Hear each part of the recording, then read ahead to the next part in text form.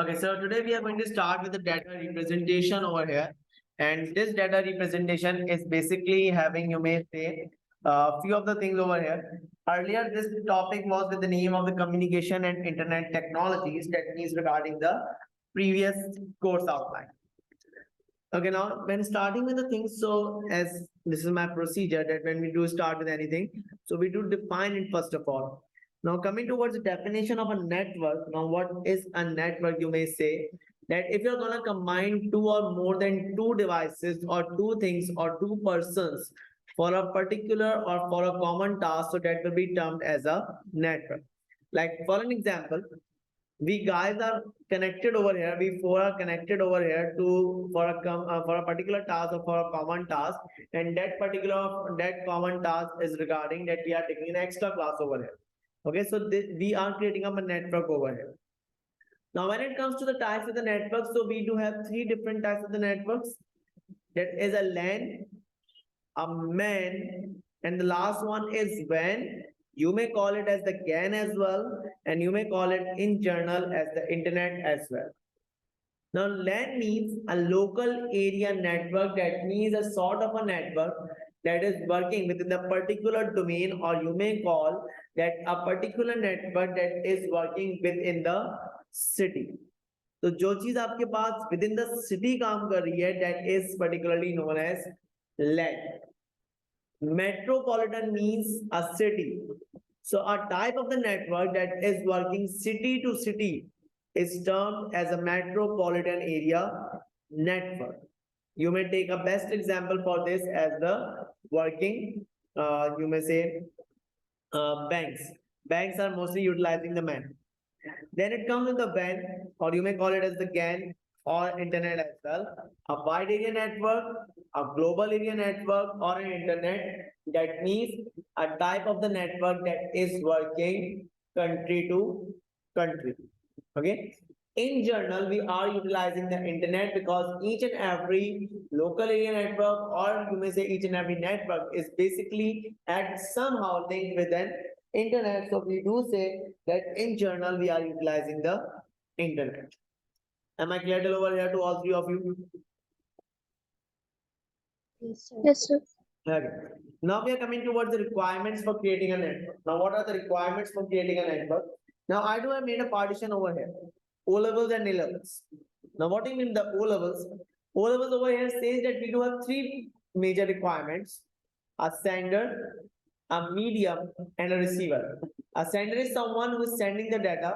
Right now, I am the person who is sending the data to you guys.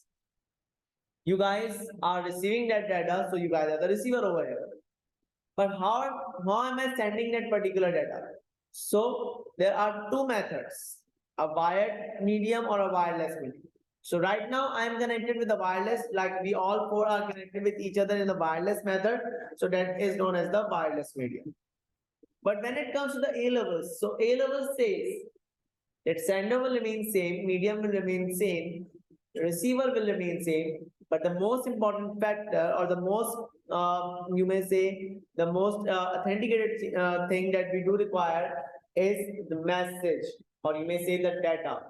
Until and unless you do not have any sort of the data or you do not have any message, until then you do not require a network. So that means we are going to create a network in only a manner or in only a way when we, or in only a condition when we do require the message to be transmitted from one end to another end. Now, when it comes to the types of the medium, so as I told you right now that we do have two types of the medium, a wired medium and a wireless medium. So when it comes to the wired medium, so I have mentioned over here four types of the mediums. That's a coaxial cable. Now, coaxial cable was earlier utilized. They are not utilized nowadays as the internet wires. They were used earlier, and now they are used as a TV cables. You might have seen a black color cable beside your television sets. Have you guys seen that? Alishba, Arwa, Ashina. Yes. Okay. Ashina, have you seen that? Yes, sir. Okay. If you are gonna peel it off, so you will be finding a aluminum foil over there. And if you again peel it off, so there will be a white color insulator or rubber insulator. And then again, if you're gonna peel it off, so there will be a copper wire inside it. Okay. Now, why they are not utilized nowadays? The reason behind it because copper was quite expensive for a long distance. Then we do have the fiber optics. Now, fiber optics is commonly used now. Why?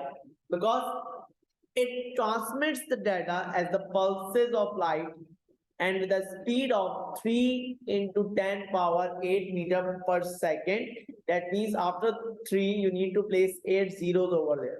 Pulses of light means in the binary format, ones and zeros, and with the speed of the light, that means it's quite high. Okay. So you are getting data over here in a quick span of time. So obviously we are going to utilize fiber optics, but they are quite fragile. Why they are fragile? As there is a glass clad over there. Now, what do you mean by the glass clad? Glass clad means there is a thin piece of a glass in which you are going to transmit that particular data. And obviously, whenever there is a hit or something over that wire, so that glass clad breaks up and the transmission stops over there. Then we do have the STPs, shielded twisted pair. Now, what are the STPs? You might have seen with your routers, there is a clip, a transparent clip over there, and beside that clip, there is a wire that is of blue or black or gray, whatsoever the color is, and inside that plastic, there are 7 different color wires that are overlapped over each another. Okay, so that is particularly known as the shielded twisted pair. They are of silver and they are too fragile. That's the reason that they are overlapped over each other so that they may be strengthened. Then we do have the UTPs, unshielded twisted pair. Now, what do you mean by the unshielded twisted pair? Unshielded twisted pair means that you do not have that particular shield over that thing. So these are known as the unshielded twisted pairs. Am I clear till over here? Any issues still here? Ashina, Arwa? Sorry? No issues, sir. No issues. Okay. So now we are moving ahead. We are coming towards the wireless medium. Okay. Now, when it comes to the wireless medium, so what do you mean with the wireless mediums over here? The wireless, number one, the Bluetooth, we are commonly utilizing them. NFCs, these were the near field communication. They do utilize the chips, and until the chips are not meshed or not tapped over each other for 2 different devices, until that time, the data is not transmitted. Okay. So they were having a range frequency range issue. That's the reason they are not utilized nowadays. Then what do we have? We do have the Wi-Fi. We are commonly utilizing them. So these are few of the things or few of the methods of transmitting the data wirelessly. Okay. Now we come to the modes of the data transmission. Now when it comes to the modes of the data transmission, so we do have 2 different types of the modes. Now what are those modes? Number one, it's a synchronous mode, and the other one is the asynchronous mode. Now what do you mean by the synchronous mode over here? In synchronous mode, data is transmitted in the form of a packet. Now what do you mean the packet or a chunk? Yes, any idea about the packet or a chunk?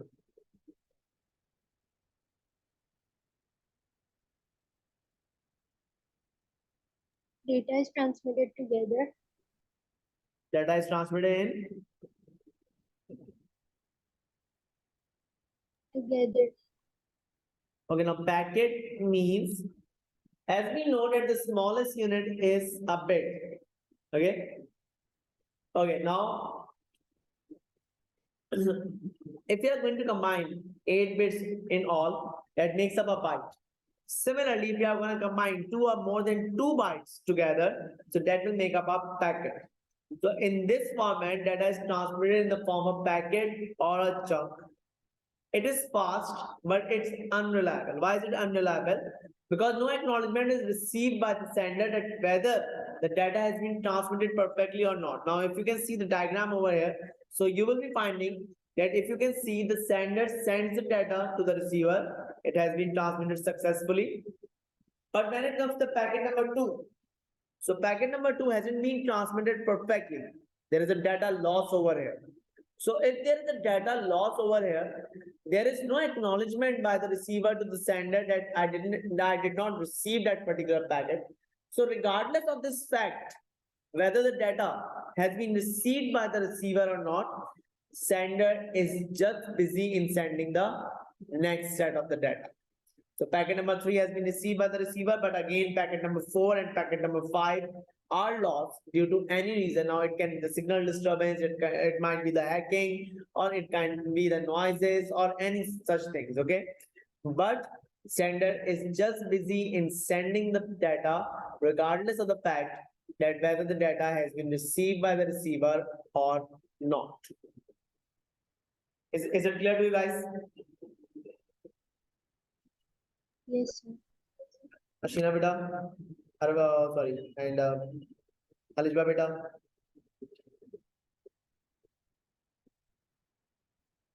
Ashina, can I hear you? Okay, I got a message from someone. Alijba, it's good. Okay, thank you, Alijba. Okay, now we are coming towards the asynchronous mode. Now, what do you mean by the asynchronous mode? Asynchronous is something that in this mode, data is being transmitted in the form of a byte. That means combination of the 8 bits, but with 2 additional bytes. Oh, sorry, 2 additional bits. A starting bit and an ending bit. That means in all, how many bits are being transmitted? 10. 10 bits are being transmitted at a particular time. So obviously it is slow as compared to the synchronous mode, but it is reliable. Why is it reliable? Because we are receiving the acknowledgement in this mode. Now you may see that the sender send a byte number 1 to the receiver. Once the byte number 1 has been received by the receiver, there is an acknowledgement for that thing. After that, byte number 2 has been transmitted. Now, due to any reason, the byte number 2 wasn't able to be received by the receiver. Again, byte number 2 was sent. Okay, now for how long the sender is gonna wait for that particular for that acknowledgement? So the network administrator sets a particular time interval that within 2 microseconds or 3 microseconds or 4 microseconds, this acknowledgement should be received. If the acknowledgement is not received in that particular time, again the data, similar data will be sent. Okay, again we do not receive the acknowledgement. Third time the byte number 2 has been transmitted again, now the acknowledgement has been received. Okay. Now we are coming towards the direction of the transmission. So for the direction of the data transmission, we do have 3 types: simplex, half duplex, and the third one is the full duplex. And at many places in the past papers, you may find full duplex with the name of the duplex as well. So do not get worried about it that what is duplex, it's the same thing. Now, what do you mean by the simplex? Simplex means that data will be transferred or transmitted in only single direction, in only one and a single direction. Now, what's and that might be from the sender to the receiver, or it might be from the receiver to the sender. But in a single scenario, it will be just a single direction. Can anyone let me know the example of this?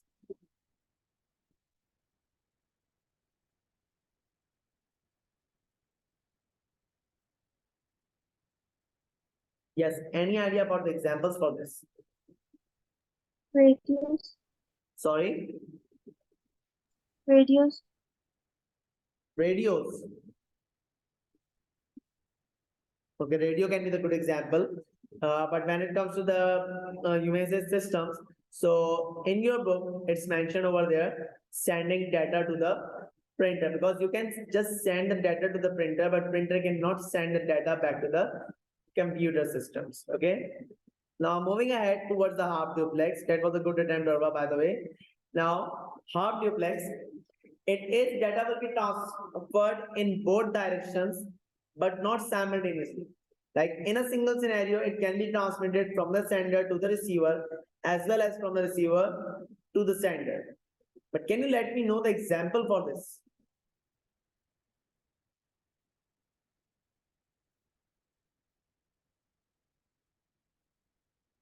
Yes, any idea about the example for this one?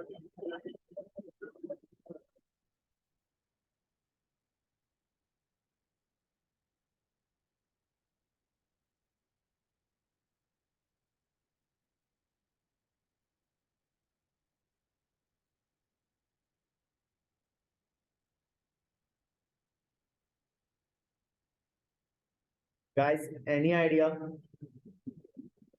Please reply me yes or no.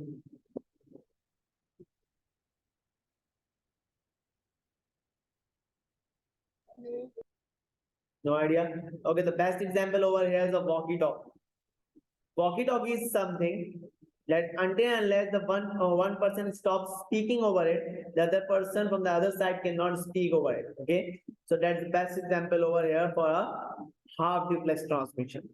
Then we come towards the duplex or the full duplex data transmission. In this one, data is transmitted in both directions simultaneously. Now, this can be the example, or it may have an example of a telephone line, because in a telephone line, we both can speak at the same time, or in online class. Right now, we are having an online class, so we both can speak at the same time simultaneously.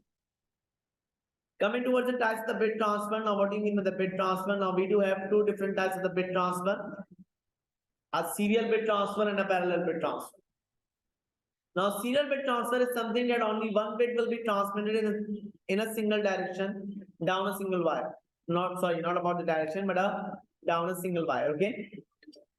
Okay. Now that is utilized, or you may say that serial transmission is basically utilized to transmit the data over a long distance where we cannot compromise over the data, or you may say we cannot compromise over the integrity or the authenticity of the data. We cannot afford that data can be corrupted over here. So at that particular moment, we are utilizing a serial transmission. Okay, one more thing. This distance thing can be manipulated at few of the places, but this thing that data cannot be compromised, or we cannot afford to corrupt the data, this thing will be permanent. Now coming towards the parallel transmission, am I clear till over here, guys? Yes. Yes. Okay. Now parallel transmission. So for the parallel transmission, it's mentioned over here that multiple bits are transferred down down the multiple wires at a time, and it is used to send the data over a shorter distance. And we can utilize it where the data authenticity of the data can be compromised. Okay, can you guys let me know that if I'm sending the data to the printer is most probably next to us. So will I be sending in the serial bit transfer method or a parallel bit transfer method? Yes, Arva, what do you think? Parallel. Parallel, okay. And Alishba beta, what do you think?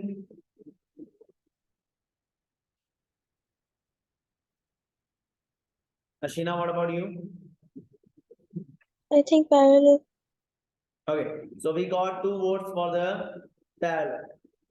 Okay, we got with the Alishba as well, and it says parallel, but we will be sending it with the serial. The reason behind is I just told you that we can manipulate with the distance, but we cannot manipulate over the authenticity and the integrity of the data. So when we are sending the data to the printer, so we want it in the exact phase that we have sent it. Is it so?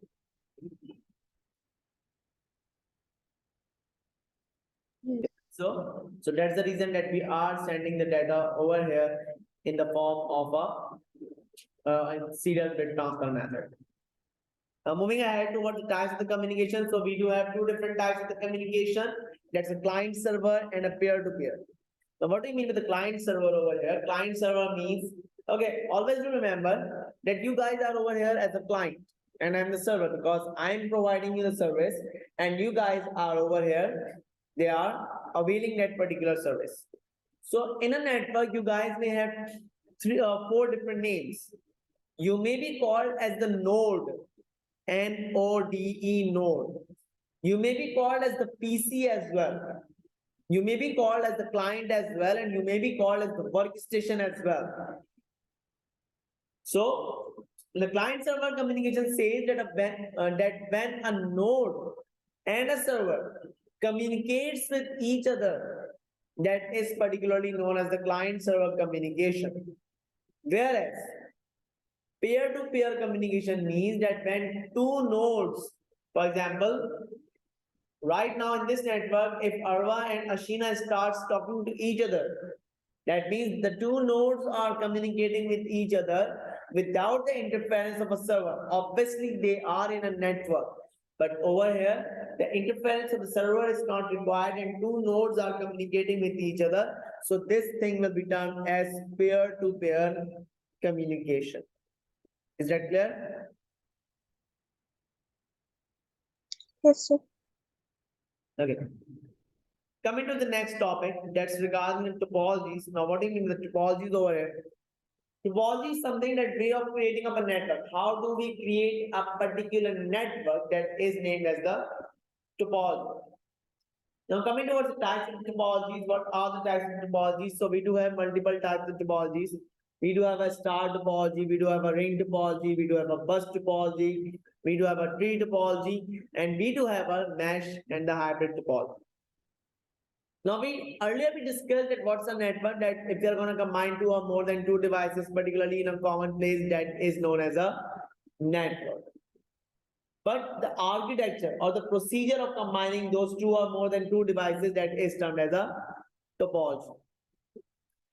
Now coming towards the star topology says that over here, the node is placed, sorry, the server is placed at the center, while all other nodes are individually connected to it. For example, in this class, all three of you guys, sorry, all three of you girls are connected to me individually. If any of the girl gets absent in the class, so will I stop conducting the class? No. No, I won't. Okay, so each one of you is individually connected to me, as you can see the diagram as well. Now, when it comes to the advantages and disadvantages of this, so just have a look over a diagram. What does the advantages say? Advantages says number one, less chances of the data collision, as each and every node is having an individual part to the server. So there will be less chance of the data collision. Similarly, if any of the node goes down means stop working. That means if any of the student gets absent in the class, so the entire network does not, that means the entire network won't stop working. Then we do have the disadvantages as well. Now, what are those disadvantages? More hardware will be required. Obviously, each and every student will be requiring a separate system to connect with me. Each and every student will be requiring a separate space to settle down. So, more hardware will be required. More chances of DOS. DOS means denial of service attack. That means you have sent too many requests to the server at the meantime that it stops responding. If there are 10 to 15 students in the class and all of them are asking the questions to me all together or simultaneously, so I will be stuck or I will be get hanged. So that thing is particularly known as the DOS. Coming to the next topology, that's the ring topology. But before starting with the ring, please let me know, is the star topology clear to you guys? Yes, sir. Okay. Yes, sir. Now starting with the ring topology. Now what do you mean by the ring topology? The ring topology says that in this format, nodes and servers are connected with each other in a ring-like format. Now ring-like means they are not in a particular ring shape. They are in a chain format that you may say the instruction will be passed to other one and then other and so on. Okay. Now that's the reason that when I've created the diagram over here, I haven't created a circular shape over here. I have created a Gaussian shape over here. Okay. Now coming towards the advantages for this one. Now what are the advantages for this one? Less chances of the data collision. As it is unidirectional, so obviously there will be less chances of the data collision. Less hardware will be required because each and every node will be requiring the hardware to just connect to the next one or the earlier one, not to the entire things. Okay. But when it comes to disadvantages, so what is the disadvantage over here? That if any of the node goes down, that means if any of the system goes down, the entire network will go down. The reason behind it is because each and every node is working as a bridge between the all other nodes. Got this point? Yes, sir.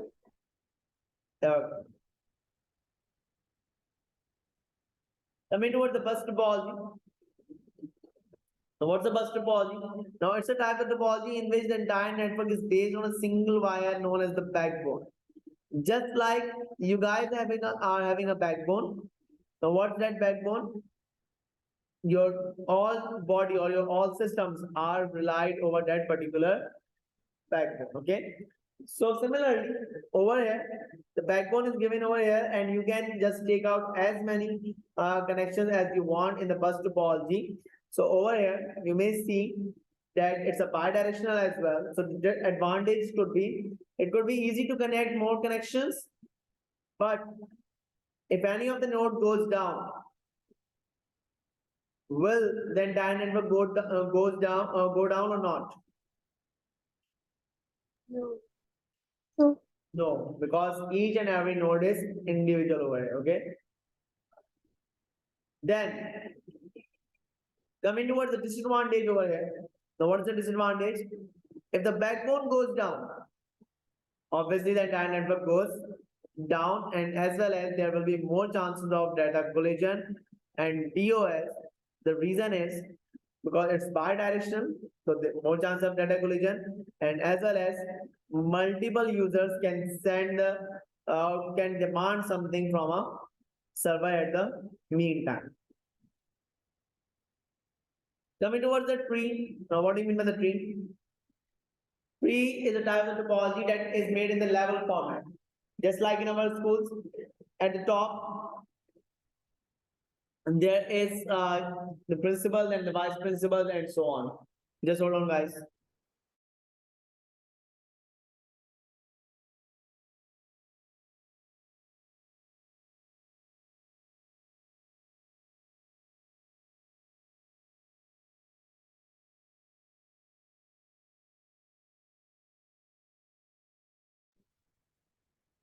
Okay. Now, what do we have to do over here? So you may see, or you may have a look over here in that particular manner. Just take an example of your grandparents at the top at the server place, then your parents at level 1, and then you guys. So your parents are basically the child for the grandparents. Is it so or not? Yes. Okay. Yes. But your parents are basically parents for you guys. Okay. So you are basically the child. Okay. There will be less chances of the DOS over here. Why there will be less chance of DOS? Because if you demand anything and your demand is fulfilled at your parents' stage, so obviously you do not need to go to the grandparents. Similarly, you do not need to go to the server. And obviously less hardware will be required. But when it comes to disadvantage, so you may say that the first one is that there will be more chance of the data collision. Similarly, if any of the parent node goes down, the entire network will go down. If any of the I'm sorry. Um, I beg your pardon. If any of the parent node goes down, all the child nodes connected to that particular parent node will automatically go down because that parent node is working as a bridge between the grandparent and a child. Hybrid topology. Now, what do you mean by the hybrid topology? Hybrid topology is something, it says combination of all other topologies. Now, what do you mean by the combination of all other topologies? Now, it may have features of any of the topology. Okay, so that's the reason I haven't mentioned over here with the advantages and disadvantages, because until unless I'm not given or I'm not provided with a diagram, until then I cannot mention the advantages and disadvantages of this. Am I clear with this thing? Yes, sir. Yes, sir. Okay. Coming towards the OSI model. Now it's the open source interface model. Now it was designed by IEEE. IEEE is basically an organization whose purpose is to design, or whose purpose is to, you may say, design particular protocols when you are coming in the field of the networks and electronics. So IEEE basically designed a layer format that how you're going to transmit the data from one end to the another end. So there are 7 different layers over here, and these layers are basically known as the OSI layers. How are they working? You can see the red arrows. When I am transmitting the data to you guys, you will be followed by the red arrows.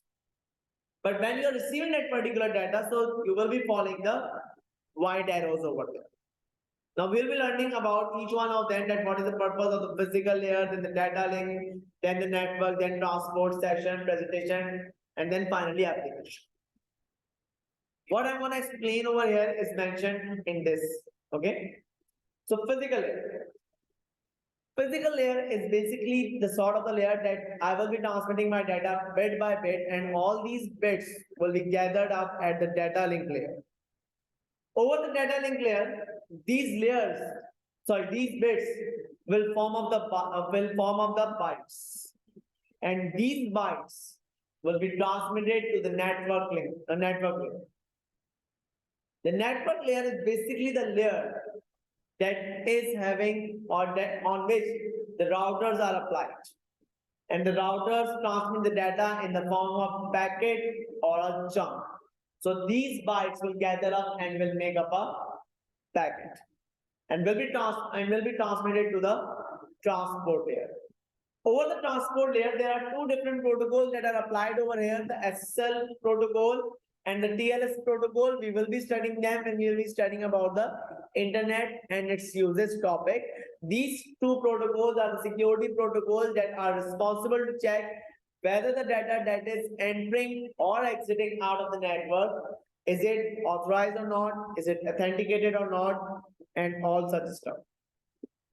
Then we will be coming to the session layer that will be responsible to process the entire session. Like right now, the 30 or the 40-minute session I am having with you guys, in which we have studied multiple topics. So this complete session will be the responsibility of the session layer. Then the presentation layer that is responsible to check that whether the data in the format in which I am displaying to you guys, you are getting that data in that similar or particular manner. That is the responsibility of the presentation layer.